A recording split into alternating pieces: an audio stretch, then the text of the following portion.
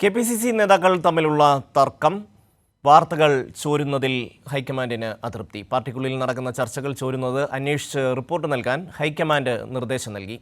KPCC പ്രസിഡന്റിനെ മാറ്റണം എന്നതടക്കമുള്ള പ്രതിപക്ഷ നേതാവ് വി.ഡി. സതീശന്റെ പരാതിയിൽ ഹൈക്കമാൻഡ് നടപടിയില്ല.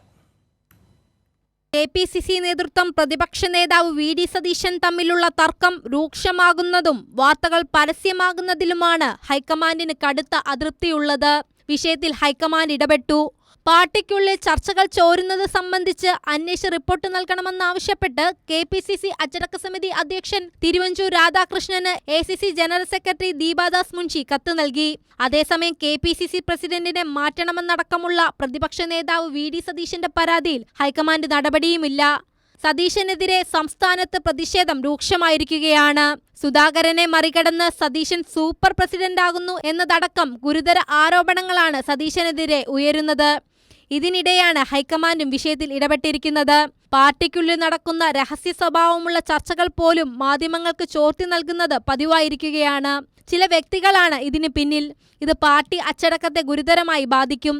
നേതാക്കൾ തമ്മിലുള്ള തർക്കങ്ങൾ നിർണായക ഘട്ടങ്ങളിൽ പാർട്ടിക്ക് ദോഷമായി മാറും.